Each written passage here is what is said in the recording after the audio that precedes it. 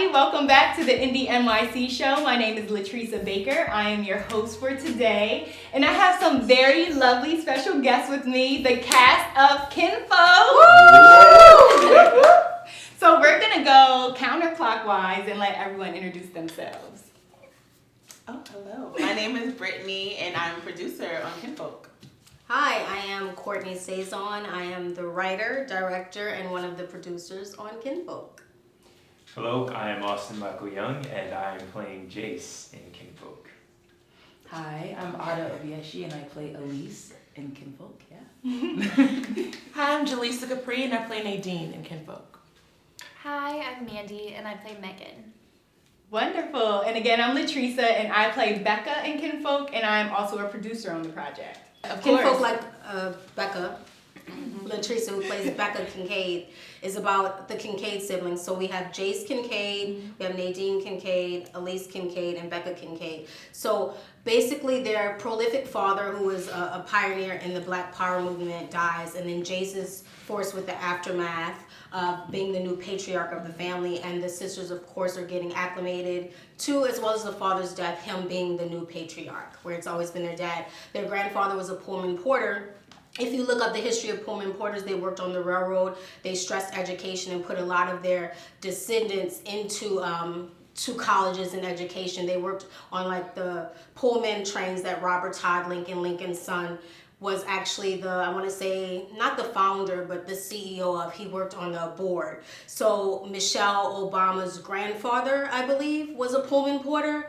Thurgood Marshall's dad may have been a Pullman porter. They each were related to them, so you should really look that up. But it's a very historical Black family, the Kincaids, thus its name Kinfolk. So you have Nadine, she is the eldest sister, and then it's Jace, then it's Becca, and then it's Elise, and they each have different mothers. So Nadine, your character, you are well kept and taken care of, but she's coming to a point where everything she thought she wanted in life, she's no longer happy with. So she speaks with her sister Becca and is basically saying, I think I want to go to work, and I think I want to get a divorce. So that's what she's going through, her crisis, to speak more on what you were saying. Yeah, and so I think it's important, like, if you don't have those soundboards, like, what happens? Like, so you kind of just deal with that turmoil within yourself. So family is ultimately important. And I think sometimes we may neglect that. I feel like Nadine's character at some point felt like everything was together, and like she was, or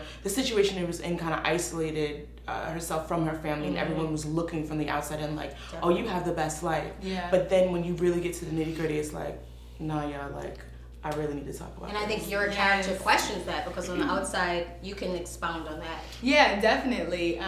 We have a nice little scene together in the show where I am that sounding board for her. And yeah, from the outside looking in, it looks like everything is fine. But there's this thing that's happening inside of herself where she doesn't feel, I don't want to say... Validated. Yes, validated. That's the perfect word. But you can't see that just from the surface. So I think that's interesting, and that's very relatable to a lot of people in life, that you just see people from their outside appearance and you have no idea like what's going on in the surface. So I'm glad that we could connect that way, and you really see that sister dynamic within our scene that we have together. Yeah. Okay, so let's talk a little bit about embodying characters, since Courtni gave us that lovely description of everyone's character. How was it getting into your role? Let's ask Ada. Yeah, Elise is a very fiery character. She's someone who knows what she believes in, or at the very least, can present well in public as to what she believes in, and really isn't afraid to kind of get her hands dirty when it comes to the work she does with activism, which definitely pisses off her older brother Jace a lot. But getting into Elise's character, I had to do a lot of research first and foremost about what the Kincaid family stood for, and a lot of the research that we just talked about. Amazing. And looking into that and kind of trying to identify with those things, because Elise comes from a very, very, very, like, I guess, direct bloodline of individuals who lived at a time where the color of your skin mattered a lot as to how far you could go in life. And I think with her father's passing, Jay's taking on the kind of patriarchal role and overseeing the family. I feel like Elise kind of felt like she had to take on the other side of her father, which was the activism, which was being the face of a movement, which was the legacy part. And I think she's frustrated with her older brother because he's not taking on that role. He'd much rather leave it behind, and she's not letting him forget that this is also part of our father's legacy as well. So I had to get angry, and I had to really kind of like dig deep. That's why that scene is saucy. Yes! So y'all can hear Austin. He said that's why that scene is saucy. Talk more about the scene. Yes. The scene with y'all. Like y'all talk about your scene. Like You can give spoilers. Going back to the family dynamic, it's like another part of that was me, despite us having different views socially, I still am very reliant. In fact, I expected him to come, or at least rather expected him to come and bail her out. Like that was So basically, she was like that. Jace always has to bail out Elise from jail From for jail. her many activism She's a plights. miscreant. So they have a great scene. I'll let Austin talk about that scene. What did you think about that scene, or your thoughts, or? My thought to kind of just, I guess it's, Piggyback. yeah, piggyback and add on to what Ada has said is that, for me, Jace's character, Jace is grounded, and there aren't a lot of chinks in his armor, so to speak. And there's a lot that occurs in this episode that kind of brings his world kind of crashing down on him. And there's some revelations he has. That's actor speak. That's actor creative speak. They were all like, Y'all got it, right? But when Ada and I, when we were rehearsing for this, we had just discussed the dynamic of the relationship, and something that resonated with me and what culturally has kind of been accepted is this idea that Malcolm X was one kind of person and Martin Luther King Jr. was this other kind of person. And to me, it was like Ada and Elise was like this character that maybe embodied what we associate with Malcolm X. It's like this extreme, this activist who's like, go get it, right? fire with fire. Yeah. Whereas Martin Luther King Jr. was like, the pacifist, so to speak, in during the civil rights movement. So that's kind of what resonated with me in terms of the dynamic between these two, and especially with like, there's this particular point in the dialogue when we were discussing, what is it? She's talking about how progress needs to be made, and he's like, well, it's gonna be living in a different time now, at least. Yeah. And I think that's more his kind of like, we can maneuver through this world and gain our advantages in just a different way, whereas she's more like aggressive in her behavior in terms of how she wants things to change in the world. Yeah. And I think my character, me, and I believe it's me, I embodied the character of Jason. I think his approach is like, let's do this intellectually and let's kind of navigate this in a way that we can kind of one up the situation and put ourselves ahead. And not jump on policemen's backs. And not jump on and then get into jail 3 or 4 times for this. But there's, and just to go on, there's also like this idea, like there's the legacy of the family, upholding the Kincaid family name, and like who we are and what we represent, and like, yes, we have this background of being a part of the movement, but also like now that we're in this new time, there's enough. Let's evolve. Let's go in a different direction. So yeah, there's that. That's awesome. Wonderful, yeah. I love that he brought up MLK and Malcolm X, because the plans for the future is also to just how Malcolm X and MLK towards the end of their lives, they kind of changed their mindsets. That's what I want for them to happen. And we'll eventually see her become more of a pacifist, and maybe him, because of things happening in his world, get more. Happened too. So I've been too. What were you saying? You'll see a kind of change in them, and that's what I have like for some planned characters. Oh, Yeah. I there's this play called One Night in Miami, which I auditioned for, and it's about Malcolm X,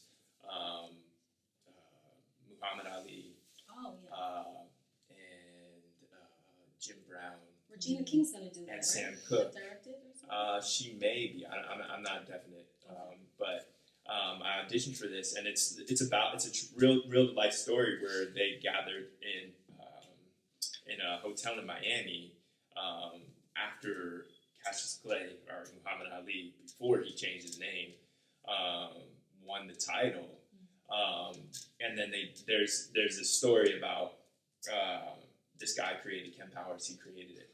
I wrote it and was like, this is what happened, but nobody knows what happened. But this would taking their personalities and being like this.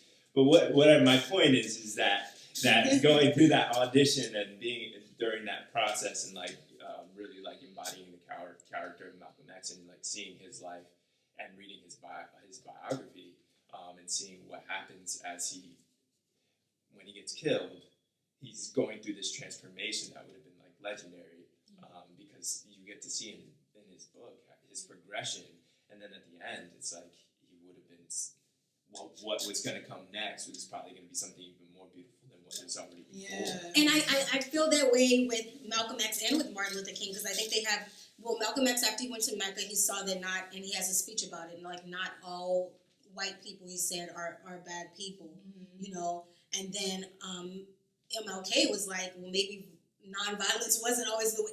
It would have been beautiful to see. Even, not that this is a parallelism, but even to see how Tupac may have grown and learned, because he was kind of maybe aggressive in his, but still correct. Right. So just, man, Yeah. Yeah, we got a little off topic. No, it's still perfect. It's perfect because I feel like we're in the realm of historical figures. We're talking about a lot of historical figures, and that kind of leads me into the next question of politics, because of course presidents become historical figures. Joyous impeachment. They go down in history. So we do have some political things that happen within a relationship between Mandy's character and Austin's character.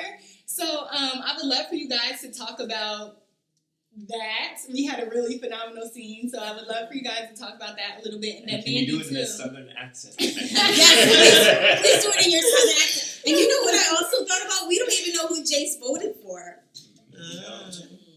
I might be able to guess. You might have got that voted for. He's like, "Thought about your money." Paid so much for her. It's like Trump.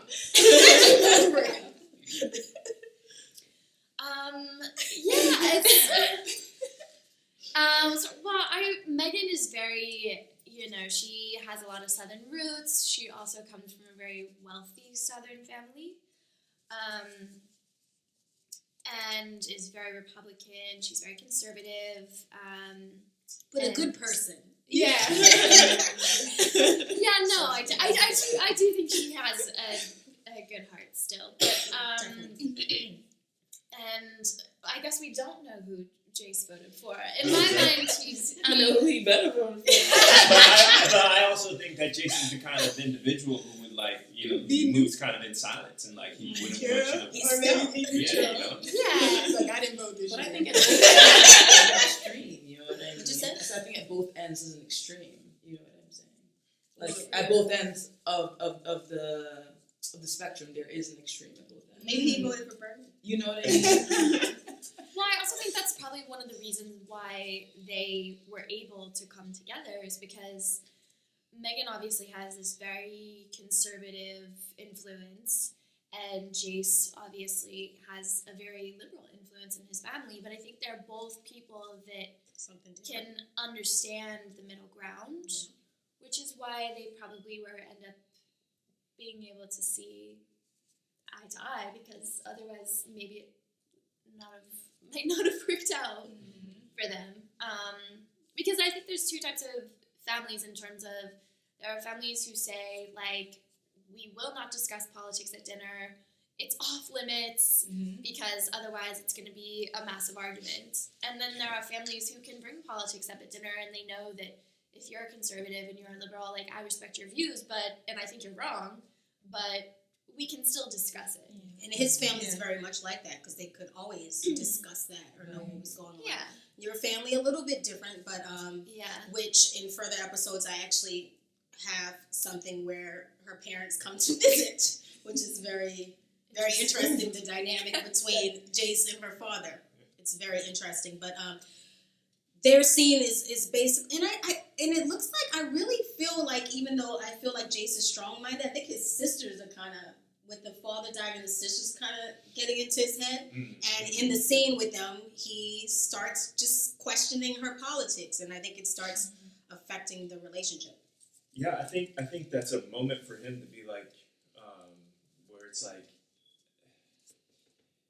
all these things that he kind of represents, what I feel that he represents, and you're with somebody who voted for somebody who doesn't represent what you feel you represent. You understand?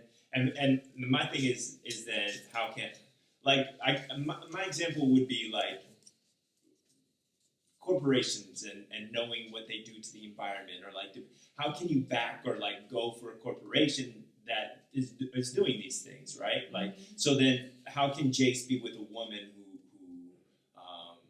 voted for somebody whose ideals don't represent my family's background, my background, right? That may not be who she is, right? That may not be just because of the man. That may not be what she embodies, right? But still, it has to in some way resonate with me, right? That she's voting for somebody who... When the dad died, he just... he was just like, I'm just going to marry her. I'm just tired. I'm sad. I think they're both people who have a really strong... what's the word? No, a strong sense of family.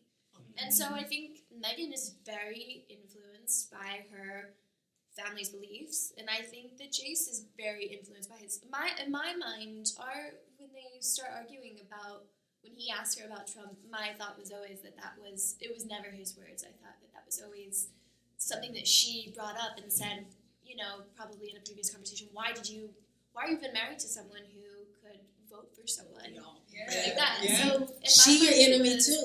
Yeah. She's a solid partner enemy, right? She'll let you know she your enemy. She's sneaky. She was telling them too about you, and she don't like interracial dating. I'm just letting you know, Megan. Yeah, I'm hoping I have a scene. I'm hoping y'all are see. It's so funny. No, y'all will, and guess what? You like her. You don't like her politics. Because I think that each of the Kincaids, they represent a different part of their father, right? Like, so he's now has to step into that part of the matriarch. Like, you are more of the journalist doing what he's writing. Like, you're the activist, and I feel like my character is a product of his success. Because you have four different mothers, so your brothers are But I feel like as a product of the success, sometimes you don't necessarily take on something they're doing. It's like, I feel like right after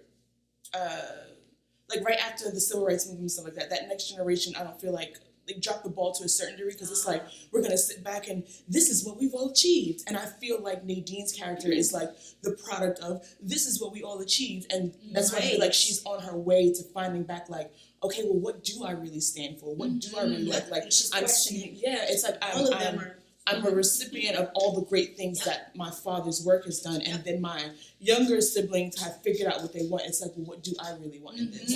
And so it's interesting to see the different dynamics of like what, the of our family dynamics, as well as like what we've pulled from our father. And now that he's gone, it's like, well, what aspect of him am I going to represent? And am I going to stay passive in this relationship where I don't feel like I am able to fully embrace the legacy of my family? Which will also be expounded on in a future episode when they all have family therapy. Ooh. Even though you're against Jason Phoenix therapy, that's what I'm saying. And they all get to talk about their self-identity and their father and the legacy and how it's affecting them, because each of them are going to change over the arc of the series. It's something to look forward to, guys. Yeah. So I want to reel Brittany into this combo. Brittany who? Oh, Such an excellent producer. So Brittany, can you share with us what you were on set? Brittany was on set both days. So what were some of your favorite scenes? yes. This story, first of all, is like very good. It has so many like strong points. Like I love all the dynamics. Definitely Megan and Jace's dinner scene is definitely the most intense. Like I feel like everybody on set had tears like at the edge of their seat, like what's about to happen. It was just so much emotion. So That's good. definitely so good. Like so get good. it. Yeah. The way it's shot and just Yeah. It's like everything, so the good. acting, Yeah. everything. They have such great chemistry. Yeah, everyone has chemistry. Everyone. You really feel like you guys are siblings. Like even Becca and Nadine seems like two sisters on the couch just chilling. Me and my sister just talking. So that was really good. Yeah. Yes, all of them. Elise and Jace is really good. Oh yeah. Powerful. It's beautiful because the relationships are so individual. Yeah. And I can't wait till y'all get to they're have so a well scene. written and so like written in a way that you can see those differences. That's just credit to the writer here. Yeah. It's just really beautiful, and it's really beautiful to bring it to life. And create the behavior and bring the story to life. So. And the dialogue is real and it's realistic and it has a nice flow to it. It feels like real. I mean, but sometimes conversations need to be long. Yeah. Sometimes like you got to sit down and hash it out. You know what I mean? And like it's not always so cookie cutter. So like I need to go through this till I find a resolution. You know what I mean? Yeah. So I think it works. Like I feel like as long as you're taking us on a journey and we're going through these emotions as real human beings who are so multifaceted, like conversations sometimes get lengthy. And it's so funny. Well, not funny, but behind the scenes, y'all are in the scene. The DP, the sound guy, they're like hitting it.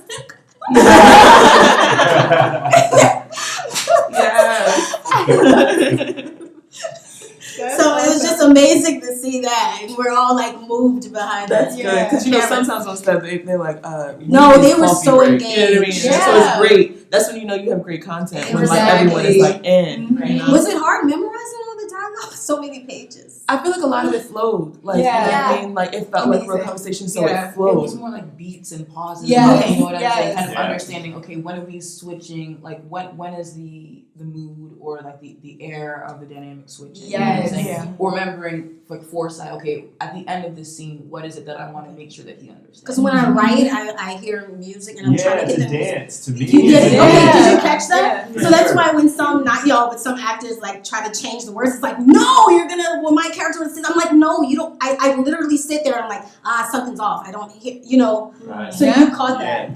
Well, in my mind, when I read a script, it becomes a choreography and like a movement and like dance to me. There's a rhythm to it, and I'm always like looking for where kind of the rhythm is. Yeah.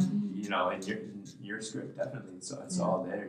Thank you. For sure. But yeah, it's just a dance, and that's what I love about it. Is like being on set and then like just putting it out and then like going through all the different. Oh, we can do this here. Like when we were doing the scene in the office with Becca and like and just seeing you work. Yes. And, like your mind, like something needs to happen here. Somebody needs to get up. Somebody needs to do something. Like all of that, and I'm like, when everybody was like, just let them sit. I'm like, no. Yeah. I'm like watching, like, oh, this is It's such a dance, and like I love finding all of that and like making all of those discoveries, and it was just And I think that comes from like Baz Luhrmann likes to do a lot of movement in his movies, and then David Mamet always has that certain rhythm, his own, unique to him, but just to find that, and even Shonda Rhimes, and then the quirk of like Phoebe Waller-Bridge. That's her, Phoebe Waller-Bridge, Killing Eve, and like Fleabag. So those are some of the people who I really like love and resonate with. So I try to like put my own stamp with those like little pieces of what they do. So That's awesome. I know we got to wrap up soon. Any more questions? My last question was, Brittany, can you talk a little bit about production? Because like there's so much that happens before we get on set. She's get gonna our be like, scripts. Courtni drove me crazy. She loves to say I'm annoying. So what was your experience? Because I know, Brittany, you also produce Prospect Park Yes. and Girls, which are two other series. for Fragile Wildflower Production. Yes, Mhm. yes. So speak about Kinfolk and what Speak your about how experience- great I am. Tell them how great I am. So let me cut so I don't get too inflated. Courtni, she's very passionate. She wants it right then and there. But I feel right there. But it was. I feel like Kinfolk it wasn't hard. Like it was. I feel like the most challenging thing might have been like finding locations, because you wanted Great to job make sure. locations. Yeah. Thank you. Yeah. Because you want to make sure, like, the apartments or even, like, the location, is this where the character would be? Is this where they would live? Like, so that was a challenge. But I feel like we did a really great job with embodying the... And not to interrupt, the would they shop here? Would they? Right. Would this be Jason's? Right. Would it be her coffee shop? Like, Yeah. Would it be it Jason's matched. and Megan's home? But just scheduling the shot list and just making sure all the actors were on point. I feel like actors came on set ready, like ready. So that made our night out. Did they? Like I don't want to interrupt, even though I am. That's all she did. What Kanye said? Oh yeah. I'm gonna let you finish, but I just want you to know Beyonce. I just want you to know Austin was the greatest. Like all of you, just dynamic, the professionalism, no ego. But who was that telling us? Was it Latresa or Brittany? I keep asking. Like he ticked all the my roommate. So I was telling her that he was like one of the best leading men I've worked in my projects because he ticked all the boxes. No ego, professionalism, knew his lines, no pushback, talent, kept the energy, stamina, set a good tone for the set and the cast, and just a leader. And I was just like, man, I'm blessed. Thank you, Roland. Yeah. Is it Roland? Thank you. Yeah. That's his name. Yeah. Thank you, Roland. But yeah, man. Double dash. Break it down. Okay. Like all of you, just amazing. Yeah. Okay, great. Keep talking. Sorry. But that was it. But I feel like we had a great team, great energy on set. It was just easy. Definitely one of the most easy productions. So easy. Yeah. And I want to say too, the wardrobe and the makeup. Rashina sang. Yeah. Helene. We had Helene on here. And Danielle. And see you, Danielle, second day. We had Rashina on wardrobe, and we had sang Beaten Faces. Yes. It was just amazing. These characters gave looks. Yes. LEWK. Everybody's personality. You could just Oh my the God. wardrobe, the makeup fits so well for everybody's personality. Just amazing. Yeah. So to close out, we'll get just a couple quick things of what do you think will happen next, either for your character or just the storyline in general. Well, I think somebody dies. Oh, She wow. what? Kill somebody. I don't think I like that. Daddy just You died. already lost the dad. I know. Well, I think Jace definitely is questioning where he's at in his relationship with his wife, and what's going to happen with them moving forward. Megan, you in trouble, girl. Is that me? Am I dying? If somebody got to go. I think Elise is going to have to like really come to terms with like allyship in her I guess journey with activism. Like I really like to see her kind of take on a very modern and kind of open up a discussion about like modern activism and people who are not of color also being on the same front as her, and how she deals with like topics like the white savior complex, or how she kind of justifies or reconciles the reality that in order to win this race we all have to kind of be in it together, and how white allyship actually assists the movement in a way that is now more than ever more important than anything else. So I'd like to kind of see her come to terms with that, or that kind of be like a piece of her, or an introduction to her revolution of thought. Don't tell me what to write. No. It would be cool. It would be cool. I'd love to talk to you one-on-one. I'd love to sneak up in the night, you know. She's trying to kill you for real. She's trying to take you. She's probably like, since Jace don't want to pay my rent anymore, I'm camping on their sofa. What are you doing here? I have the key. Come up with it. I keep it? So where do you keep your character? We don't do that. Well, I'm looking forward to seeing Nadine's new freedom and like how she discovers herself, because I feel like sometimes in life we go through and we think we know exactly what we want, and then when we get it, it's like, oh, that's not what I wanted. She gonna be lost, girl. Oh. I mean, but you do get lost in the sauce. But I feel like you have to get lost in order to get back out. Like something I've always been taught is that the way out is back through. So like you go back through and you start to communicate with your family and you figure out, oh, this is where the pieces of the puzzle live for my life. This is where I stand in life. So I'm looking forward to that. Yeah. And I'm looking forward to like, seeing the family ties and what happens. Yeah, definitely. And it's gonna be, because I also had like a family dinner scene with everybody. So I have a bunch of like fun in store. And Mandy, did you want to say anything about where your character or the story? You gonna leave him? You gonna leave him? No, I think they really do have a lot of love in their relationship. I think at the end of the day, they really do love each other, and this politics thing is sort of just becoming an interference. I would love to see the dynamic between Megan and all of the sisters, because I think we have an idea of like, if either it's like, sort of a positive or like a very tumultuous relationship.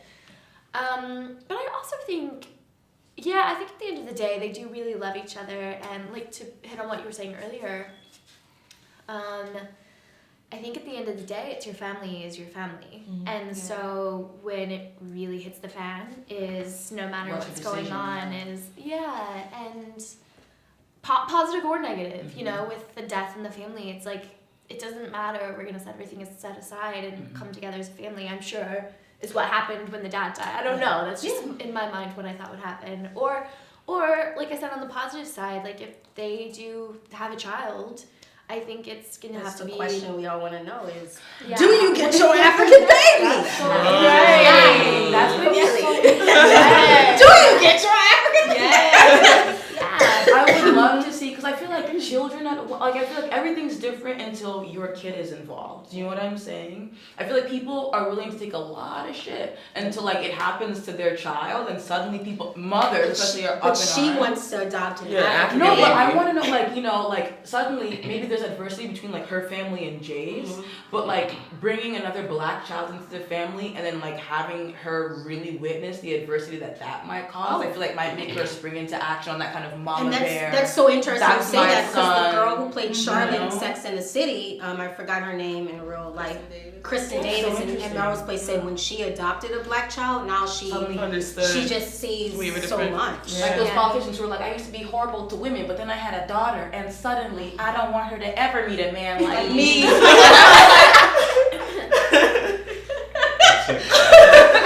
It took that for them to make that difference. Yeah, pretty much.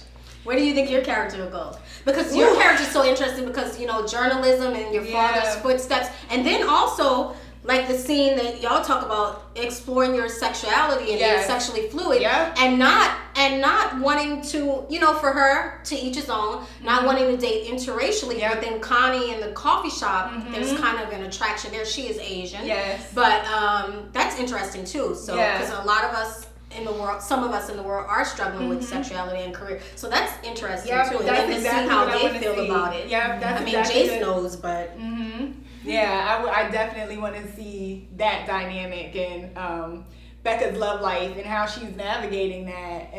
Exactly what you said. That was my thought process. Does the family know about your fluidity? He does. Jace knows. Yeah, he does. But that's a good question. That's a good question. Yeah, well, you'll have to stay tuned to see that. Yes. One last thing. Do you think that because we have to wrap up, we have to go, you'll have to watch us if you want to see more. Yes. We're so incredibly engaging. But do you think that politics, with the people y'all are with, do you have to have the same politics to be in love? I mean, can y'all just be in love and have that core and not care about politics? Does it really matter that much? I think it matters. I think it matters because it's the household that Trump people, and I think I don't like him, but they're not bad people. But they kind of agree with some things.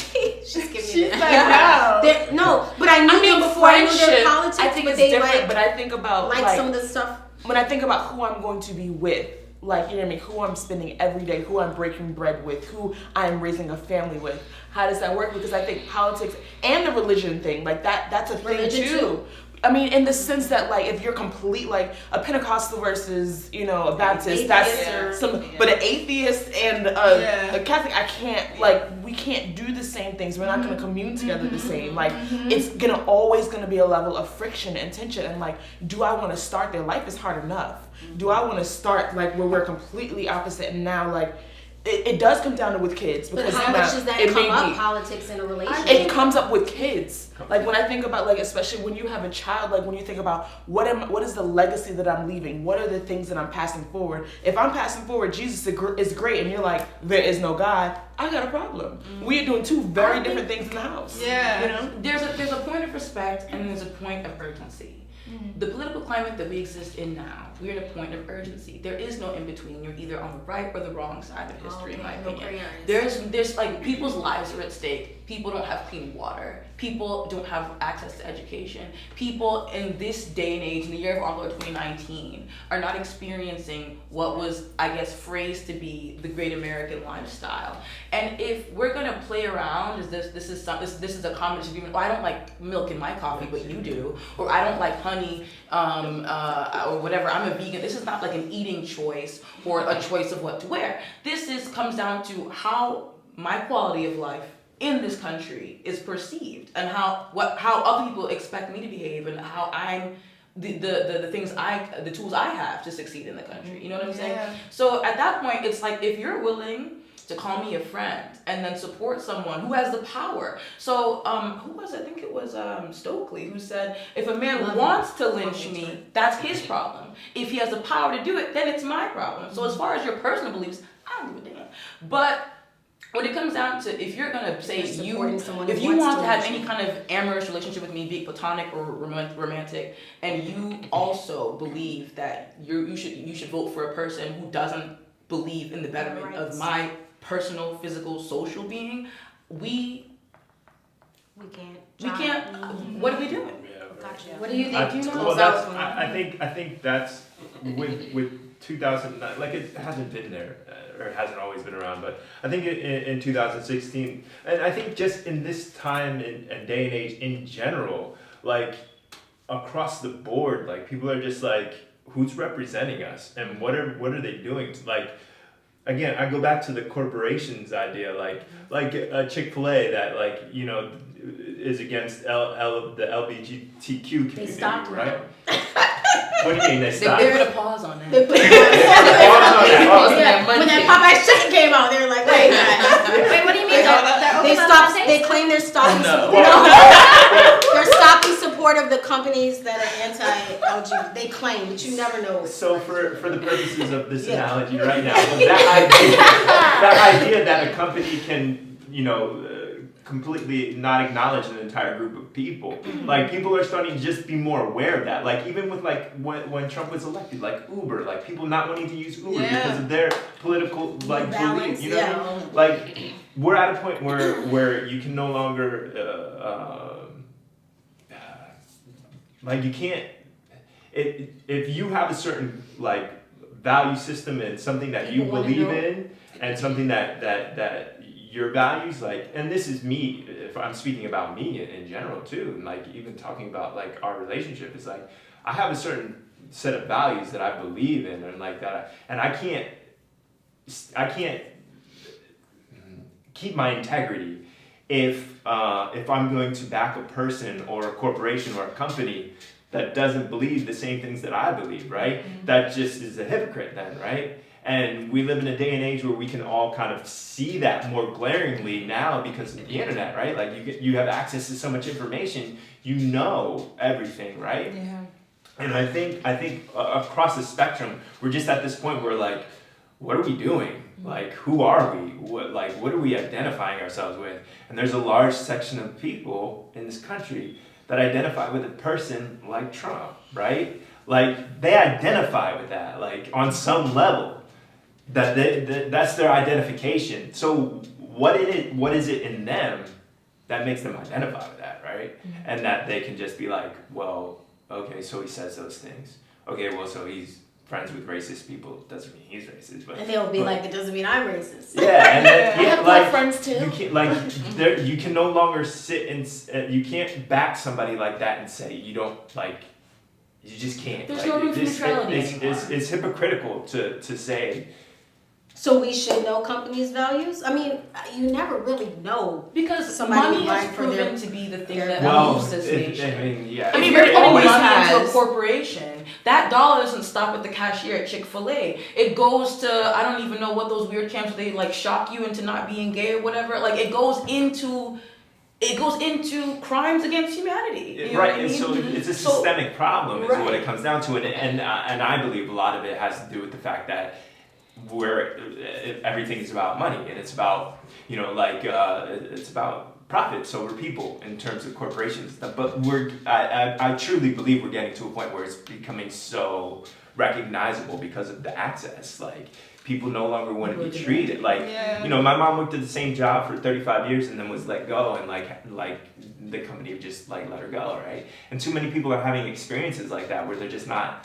You know what I mean? And like even Trump people, you know what I mean? Like they're dealing with the same issues, you know what I mean? Like and this is where you can kind of empathize. It's like they're like I sat down with a family in New York, upstate New York, who were a rural family, ran a bed and breakfast, lived on a farm, and like their problems are real. Like they had all these issues and they voted. They were Trump voters, but like their mom was like had Alzheimer's, and like one of the family members had to go and like be with her at all times, and like the guy, the dad who ran the bed and breakfast, he had cancer and prostate cancer, and he was dealing with so like there are like all these issues, and like people are like, who are we blaming? And like the idea that whatever Trump espoused. Great word. It's in the script. Trump was able to use all of this as fuel and to be able to, attract that. Yeah, that's what I was saying. Some of the people I know who voted for Trump, who I know and they're great people, they latched on to like some of the stuff he said, and they're like, I'm not racist, and it's messed up. And they're like, he said this, and those people even got fooled, I think.